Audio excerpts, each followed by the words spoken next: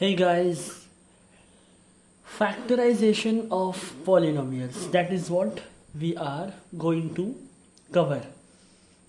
Now polynomials को factorise करने के हमारे पास में दो तरीके हैं, ठीक है, और दोनों ही बहुत आसान तरीके हैं. तो हम डायरेक्टली प्रॉब्लम सॉल्व करते हैं और उसके हिसाब से स्टेप बाय स्टेप चेक करते हैं कि हम कैसे फैक्टराइज करेंगे. तो हम एग्जाम्पल नंबर 13 से स्टार्ट करते हैं. एग्जाम्पल नंबर 13 कह रहा है factorise 6x square plus 17x plus 5. इसे हमें फैक्टराइज करना है. तो हमारे पास में दो मेथड है. पहला मेथड है by factorisation by splitting the middle term. देखिए इसकी जो प्रोसेस है वो मैं आपको एक एक करके समझाता हूँ. इसका प्रोसेस बहुत आसान है. स्प्लिटिंग द मिडल टर्म में हम क्या करेंगे, हमें जिस इक्वेशन को फैक्टराइज करना है हम उस इक्वेशन को कंसिडर करते हैं. पहले ये इक्वेशन है, इसे हमें फैक्टराइज करना है. तो फैक्टराइज करके हमें क्या निकालना है, हमें इसके दो फैक्टर निकालना है. हमें दो नंबर निकालने हैं जो इसके रूट्स होंगे. किसके रूट्स होंगे, इस इक्वेशन के. और इस इक्वेशन को जिसको हम p ऑफ x मान लेते हैं, गिवन इक्वेशन को. अब मान के चलिए कि इसके कितने फैक्टर होंगे. सबसे पहला क्वेश्चन आता है कि गिवन इक्वेशन के पॉलिनोमियल के कितने फैक्टर होंगे. तो हमें पता है कि भाई जितना डिग्री होगा इक्वेशन का पॉलिनोमियल का उतने उसके फैक्टर होंगे.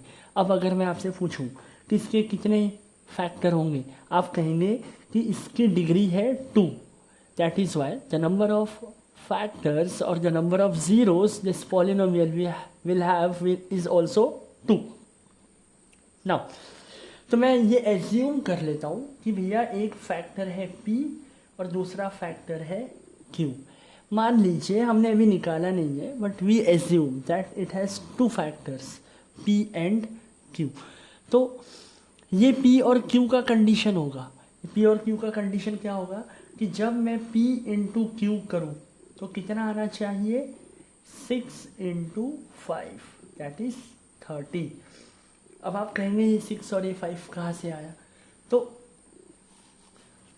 ये 6 इंटू 5 है, ये 6 जो है ये होगा सबसे बड़े पावर वाले टर्म का coefficient multiplied by the constant term. ये हमेशा आप याद रखें कि उनके फैक्टर्स का मल्टीप्लिकेशन आना चाहिए एक्स स्क्वायर के साथ वाले टर्म का मल्टीप्लिकेशन कांस्टेंट टर्म से. यहाँ पे कितना है, 6 इंटू 5 30. ये 30 आना चाहिए. जो दो फैक्टर्स इस इक्वेशन के आएंगे उन्हें जब हम मल्टीप्लाई करें. तो अब हमें क्या करना है, ये p और q ऐसे नंबर होने चाहिए जिनका मल्टीप्लिकेशन 30 आना चाहिए, ठीक है. और हमें दूसरा कंडीशन ये करना है कि हम इन दोनों को अगर प्लस करें तो हमें कितना मिलना चाहिए, 17. तो दिस इज़ वेरी इजी. अब आप क्या करेंगे, आपको ऐसे दो नंबर फाइंड करने हैं जिनका मल्टीप्लिकेशन 30 आए और उनका सम 17 आए. तो इसके लिए आप ये 30 के पहले फैक्टर्स लिखिए. देखिए 30 किस किस के टेबल में आता है. 30 आता है 1 के टेबल में, 2 के टेबल में, 3 के टेबल में, 5 के टेबल में, 6 के टेबल में, 10, 15 और फाइनली 30. अब मैं क्या कह सकता हूँ, मैं ये कह सकता हूँ कि 1 इंटू 30 कितना होता है, 30. तो ये वाली कंडीशन तो फॉलो हो गई कि मैं p को 1 मान लूँ और q को 30 मान लूँ. 30 आंसर आ रहा है दोनों का मल्टीप्लिकेशन का. पर क्या इन दोनों को सम करने से 17 आ रहा है, नहीं. तो हमारा 1 और 30 आंसर नहीं है. फिर हम लेते हैं 2 से. 2 इंटू कितना करेंगे तो 30 आएगा, 15. और क्या 2 प्लस 15 17 हो रहा है, yes. So this is the way we have to find the pair. जैसे 2 और 15, 2 15 सा 30 भी आ गया, चेक करें, और 2 + 15 क्या आ गया 17। तो हमें ऐसे करके स्प्लिट करके चेक करना है, ठीक है। ये हमारा पहला तरीका है। तो हम क्या करेंगे, हमें P मिल गया 2 और Q मिल गया 15। तो हम सिंपली 2 और 15 हमें मिल गया है, तो हम इस 17x को कैसे लिखेंगे चेक करिए। इसे ऐसे ही लिखना है 6x² प्लस 17 को हम क्या लिख सकते हैं, P हमने क्या लिया था 15x प्लस Q क्या लिया था 2x, और ये 5 जैसा का वैसा, ठीक है। अब इन दोनों में से कॉमन क्या निकलेगा, इन दोनों में से कॉमन निकलेगा 3x, तो यहाँ बच जाएगा 2x, है ना। तभी तो 3 2s are 6 and x into x² plus इसमें से भी हमने 3x बाहर निकाल लिया है, तो हमारा आंसर आ जाएगा 5। अब हमें इन दोनों में से कॉमन निकालना है, कुछ नहीं निकल रहा है इसलिए हमने 1 निकाल लिया है, और ये रह जाएगा 2x + 5। अब आप इसमें और इसमें चेक करें, ये टर्म है 3x इंटू इतना, और ये वाला टर्म है 1 इंटू इतना। आप चेक करेंगे इतना और इतना इन दोनों टर्म में से कॉमन निकल रहा है, तो निकाल लेते हैं। क्या कॉमन आ जाएगा 2x + 5, यहाँ से क्या बच जाएगा 3x, और यहाँ से क्या बच जाएगा +1। So this is how we solve the splitting by middle term whenever we want to factorize any polynomial. Okay, this first method is called as splitting the middle term. मैं splitting the middle term से एक और problem आपको solve करके बताता हूँ, तो आपका फिलहाल जो डाउट है वो नहीं आएगा। जैसे मान के चलिए हमारे पास में एग्जाम्पल नंबर 14 है। एग्जाम्पल नंबर 14 क्या कह रहा है, वो कह रहा है आप फैक्टराइज करिए y² - 5y + 6 को। अब यदि हमें इसे फैक्टराइज करना है तो हमने क्या करना है, सबसे पहले हमने एज्यूम करना है कि p इंटू क्यू, हम मान लेते हैं p और q इसके भी फैक्टर हैं, तो p इंटू क्यू कितना आना चाहिए यहाँ पर। जैसे यहाँ पर p इंटू क्यू कितना आना चाहिए था इस इक्वेशन के हिसाब से 6 × 5 30। वैसे यहाँ पर x की जगह y के टर्म्स में इक्वेशन है, y² का कोएफिशिएंट है 1 इंटू कॉन्स्टेंट इज 6। तो यहाँ पर हमें p और q दो ऐसे नंबर ढूंढने हैं जिनके मल्टीप्लिकेशन से क्या आंसर आना चाहिए 6, and that is what we have to find in this case. Also p + q कितना आना चाहिए, जैसे यहाँ p + q आया था +17, वैसे यहाँ p + q कितना आना चाहिए -5, ठीक है। अब हमें जैसे हमने इसके लिए सॉल्व किया था वैसे ही हम इसके लिए सॉल्व करेंगे। हम क्या करेंगे, हम पहले देखेंगे, जैसे हमने यहाँ 30 का फैक्टर्स लिखे थे, हम वैसे यहाँ 6 के फैक्टर्स लिखेंगे। बताइए 6 किस किस के टेबल में आता है, 1 2 3 एंड 6। तो अब हमें इनमें से दो नंबर ऐसे ढूंढने हैं जिनके मल्टीप्लिकेशन से 6 आए और जिनको ऐड करने से -5 आए। अब प्रॉब्लम ये है कि ये सारे प्लस है, हम यहाँ लिखेंगे +- ओके। तो अब हम +1 भी ले सकते हैं, -1 भी ले सकते हैं, +6 भी ले सकते हैं, -6 भी ले सकते हैं, पर उन दोनों का मल्टीप्लिकेशन क्या आना चाहिए 6। फॉर एग्जाम्पल -2 × -3 कितना आएगा, 2 × 3 6, माइनस इंटू माइनस प्लस, हमारा आंसर +6 आ गया। और हमने क्या लिया है -2 और -3, और इन दोनों को यदि मैं ऐड भी कर दूं, चेक करिए, यदि p को मैं -2 ले लेता हूँ प्लस और q को मैं -3 ले लेता हूँ, तो क्या मेरा आंसर -5 आएगा। जी हाँ, -2 ऐसा का ऐसा, प्लस इंटू माइनस -3, एंड -2 -3 इज -5। सो ये दोनों कंडीशन कौन सेटिस्फाई कर रहा है, -2 and -3। So we have got the two numbers p and q as -2 and -3। तो हम -2 और -3 को याद रखेंगे, -2 एंड -3।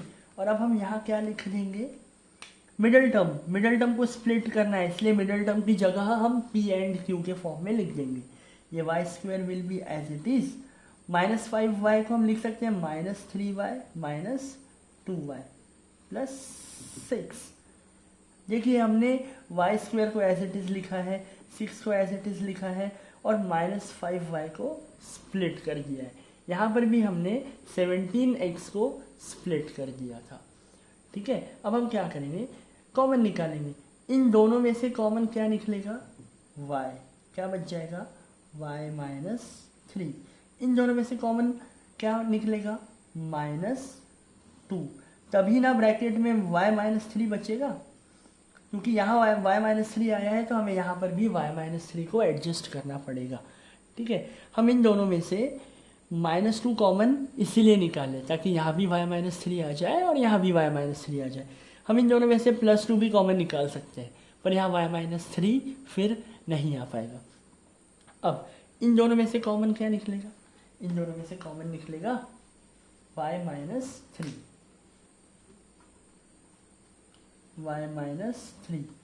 मल्टीप्लाइड बाय, यहाँ क्या रह गया, y -3 निकल गया तो बचा y माइनस, यहाँ क्या बच जाएगा 2। So our final answer for this equation, this polynomial is y -3 into y -2। ये एक तरीका है स्प्लिटिंग द मिडल टर्म का। ठीक है, बहुत आसान तरीका है। अब हम आते हैं दूसरे मेथड पे। I hope splitting the middle term आप लोगों का क्लियर हो गया है। एक और प्रॉब्लम लेना है स्प्लिटिंग द मिडल टर्म का, लेना है क्या, सही में, चलो ले लेते हैं, एक हम प्रॉब्लम ले ही लेते हैं। ठीक है, जैसे अगर आप चेक करें, आपके एक्सरसाइज का एक प्रॉब्लम है, एक्सरसाइज 2.4 का प्रॉब्लम नंबर 4 का फर्स्ट, आपको फैक्टराइज करना है 12x² - 7x + 1। ठीक है, हम क्या करते हैं, हम मान लेते हैं कि p और q इसके फैक्टर्स हैं, इसके ज़ीरोज़ हैं, तो उन दोनों का मल्टीप्लिकेशन कितना आना चाहिए, डायरेक्ट 12 × 1, मैं यहाँ लिख दूंगा 12 × 1 कितना 12, मतलब p और q ऐसे नंबर होने चाहिए कि इनका मल्टीप्लिकेशन आना चाहिए 12, और p + q कितना आना चाहिए, मिडल टर्म, दैट इज -7। तो अब हमें ऐसे नंबर ढूंढने हैं जिनका मल्टीप्लिकेशन 12 है और जिनका सम -7 है। तो 12 किसके टेबल में आता है, 1 के, 2 के, 3 के, 4 के टेबल में, 6 के और 12 के। और हम सबके आगे प्लस माइनस लगा लेंगे, क्योंकि प्लस माइनस हम कोई भी नंबर पिक कर सकते हैं। अब इतने ऑप्शन हैं हमारे पास में, इसमें से हमें 2 नंबर ऐसे निकालने हैं कि उनका मल्टीप्लिकेशन 12 है। जैसे मैं 2 × 6 ले लेता हूँ, ठीक है, 2 × 6 ले लेता हूँ, 12 आ जाएगा, आ तो गया 12, पर क्या 2 + 6 -7 नहीं आएगा, तो ये कैंसिल हो गया। फिर मैं ले लेता हूँ -2 × -6 ले लेता हूँ, तो माइनस इंटू माइनस प्लस, 2 × 6 12, 12 तो आएगा ही आएगा, पर -2 प्लस -6 क्या -7 आ रहा है, नहीं, तो ये भी फेल हो जाएगा। तो मैं इसमें से प्लस माइनस के सारे ऑप्शंस को चेक करूँगा। जैसे मैं एक और ऑप्शन चेक कर लेता हूँ, 3 × 4 12 आ जाएगा, पर 3 + 4 कितना आ रहा है, 7 आ रहा है, हमें क्या चाहिए -7। हम एक काम करते हैं, हम -3 × -4 ले लेते हैं। तो बताइए -3 × -4 भी 12 ही आने वाला है, क्योंकि माइनस और माइनस प्लस हो जाएगा, 3 4 = 12। और अगर हम -3 और -4 को प्लस करें तो -3 + -4 कितना आ जाएगा, -7, तो 12 भी आ गया और -7 भी आ गया। इस प्रोसेस को हमको रिपीट करना है जब तक कि हम इन दोनों कंडीशंस को सेटिस्फाई नहीं कर लेते। तो फिलहाल हमें हमारे नंबर मिल गए हैं, दैट इज़ -3 एंड -4। आप याद रखें -3 एंड -4। तो हमने दो नंबर ढूंढ लिए, दैट इज़ -3 एंड -4। इन दोनों को यदि आप मल्टीप्लाई करें तो 12 आ रहा है, और इन दोनों को यदि आप प्लस करें तो -7 भी आ रहा है। अब हम क्या करते हैं, पहले टर्म को एज इट इज लिखते हैं, 12x²। -7x को क्या लिखेंगे, -3x -4x + 1। अब इन दोनों को सॉल्व करिए, देखिए यही आने वाला है। So we have not changed the values of the coefficients. We have simply splitted it into two different terms. Now, as you know, इन दोनों में से एक x तो कॉमन निकलने ही वाला है और 3 भी कॉमन निकल जाएगा, तो क्या बच जाएगा, 4x - 1। अब देखिए मुझे 4x - 1 कॉमन चाहिए ही चाहिए, तो मैं यहाँ 4x - 1 लिख देता हूँ। बताइए इसमें से क्या कॉमन निकालूंगा मैं, -1। अगर आपको यहाँ संदेह या डाउट होता है तो आप इसे मल्टीप्लाई करके चेक कर सकते हैं, वेरीफाई कर सकते हैं। देखिए 3 4s are 12 and x into x x²। Similarly plus into minus minus, 3x into 1 3x। Now minus into plus minus, 1 into 4x 4x, and again minus into minus plus, 1 into 1 1। This is how you need to verify, and you can then by yourself आपको पता चल जाएगा कि आपका answer सही है या गलत है। ठीक है, अब बताइए इसमें से और इसमें से क्या ही कॉमन निकल जाएगा, 4x - 1। क्या बचेगा यहाँ पे, 4x - 1 निकल गया, 3x - 1। This is the final answer by splitting the middle term. This is how we solve splitting the middle term. अब हमारे पास में एक और दूसरा तरीका है, उसे हम कहेंगे फैक्टर मेथड। ठीक है, factor method is again one of the easiest method, but it is lengthy as compare to this factorization method by splitting the middle term. So मैं फिर से एग्जाम्पल 13 पे आ जाता हूँ, जो कि हमने इसके पहले सॉल्व किया, उसे पर अब हम सॉल्व करेंगे फैक्टर मेथड से। Okay, factor method. तो हम आ जाते हैं एग्जाम्पल नंबर 13 पे, और एग्जाम्पल नंबर 13 में हमें फैक्टराइज करना था 6x² + 17x + 5 से। And now we are going to solve it by using factor method. ठीक है, तो फैक्टर मेथड में क्या होता है, फैक्टर मेथड में स्टेप बाय स्टेप, आप सबसे पहले ये स्टेप कर लें। स्टेप 1, आप सबसे पहले क्या करेंगे, स्टेप 1 में आप जो सबसे बड़ा पावर है, सबसे बड़ा पावर x के साथ कितना है, 2, तो उसका जो कोएफिशिएंट है उसे कॉमन बाहर निकाल लें। ठीक है, यहाँ x² का कोएफिशिएंट क्या है, 6, तो आप इन सब में से 6 को कॉमन निकाल लें, तो ये हो जाएगा 6। अब 6 से सबको कॉमन निकालना है, मतलब सबको 6 से डिवाइड कर देना, दैट इज 6x² / 6 + 17x / 6 + 5/6। जो हमें कॉमन निकालना है, हमें सबसे उसे डिवाइड करना है। ठीक है, आप चेक कर सकते हैं। ठीक है, अब 6 कॉमन आ जाएगा, ये 6 और 6 कैंसिल, x² + 17/6x + 5/6। क्या किया हमने, कॉमन निकाल लिया। किसको कॉमन निकाल लिया, 6 को। क्यों कॉमन निकाल लिया है, क्योंकि ये रूल है। सबसे पहला स्टेप हमारा यही है कि जो स्क्वायर वाला टर्म है या पॉलिनोमियल में जो सबसे बड़ा पावर वाला टर्म है, उसके कोएफिशिएंट को हमने कॉमन निकालना है, और हमने उसे कॉमन निकालना है तो सारे टर्म्स को 6 से डिवाइड करना पड़ेगा। And that is how this equation we have got after solving. Now what is next, हमें इस इक्वेशन को एक तरीके में लिखना है। किस तरीके से लिखना है? हमें लिखना है इस इक्वेशन को 6 into X square plus 17/6x plus 5/6 is equal to, इस 6 को ऐसा का ऐसा लिखें। अब क्योंकि ये क्वाड्रेटिक इक्वेशन है, हम इसे लिख सकते हैं x plus let's say p into X plus Q. ठीक है, आपके एनसीईआरटी में क्या गिवन है? आपके एनसीईआरटी में इसे गिवन है यूजिंग द फैक्टर थ्योरम के नाम से, पेज नंबर 42 में सॉल्यूशन 2 नाम से। ठीक है, पर इसका इजी तरीका ये है। अब यहाँ तक तो हमने ला लिया, इसे हमें इस फॉर्म में लिखना है। देखिए 6 और 6 तो जैसा का वैसा रहेगा। ठीक है, तो अब हम इसे इस फॉर्म में लिखना चाहते हैं।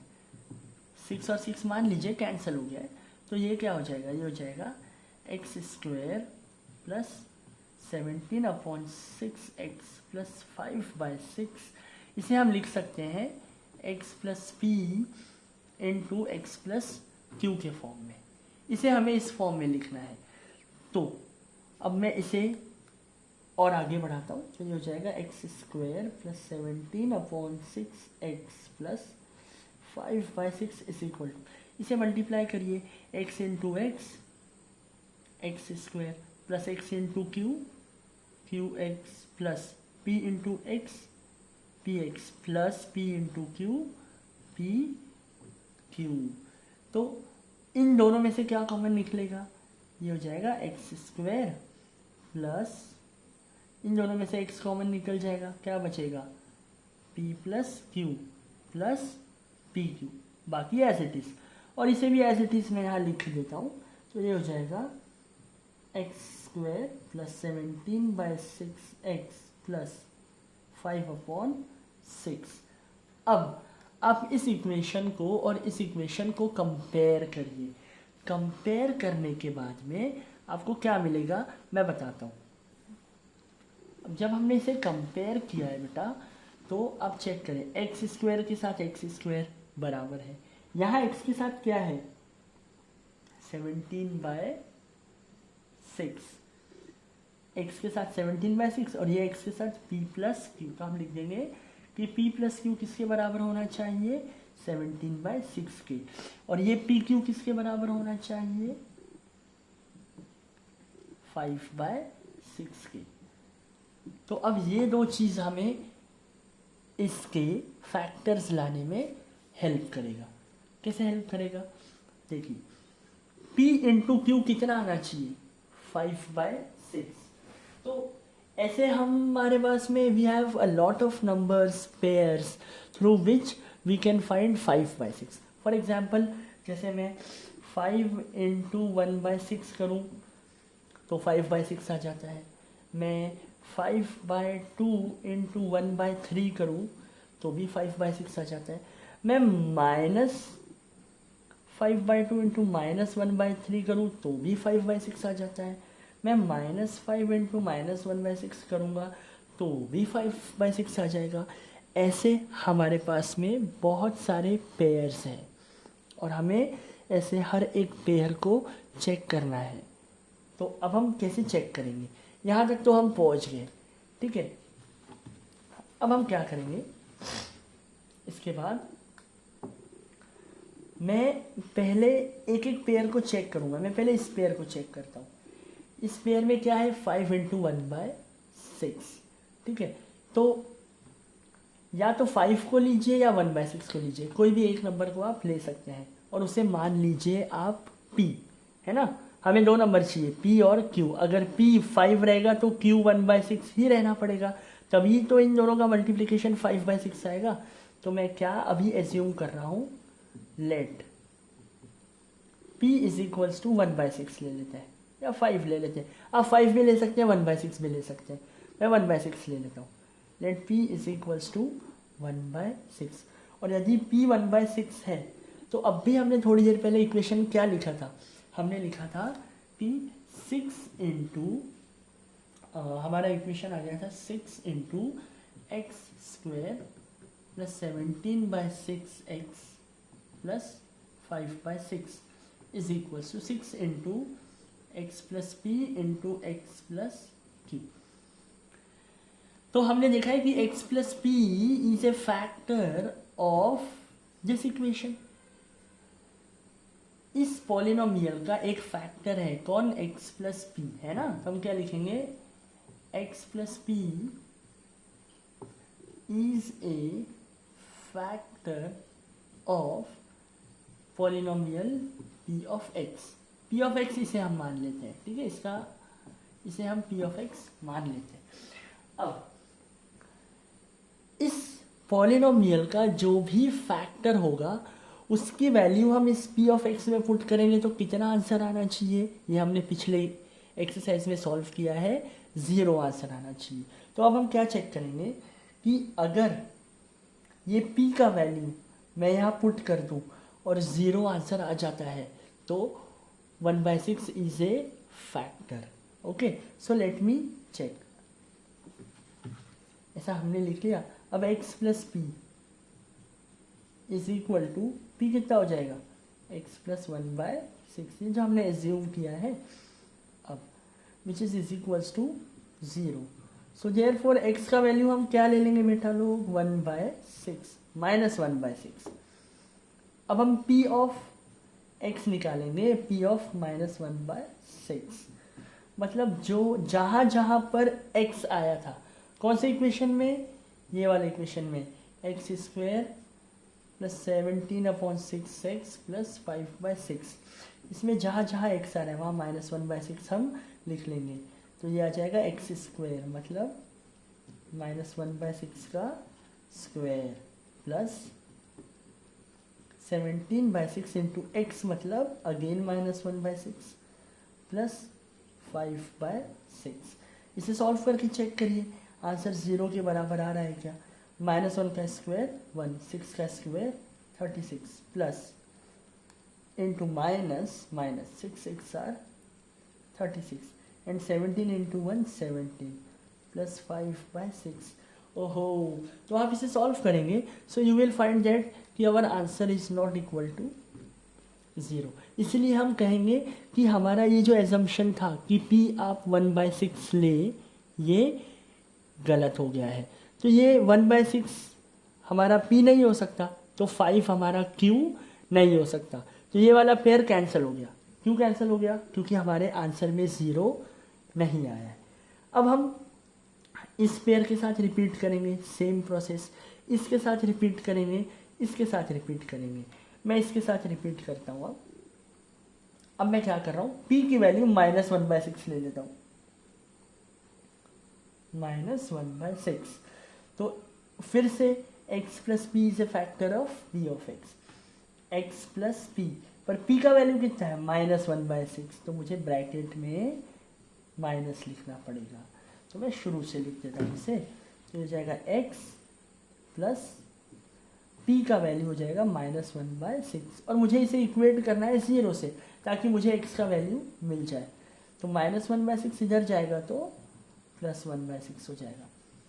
अब मैं क्या करूँगा, वही इक्वेशन, कौन सा equation, x square plus 17/6x plus 5/6।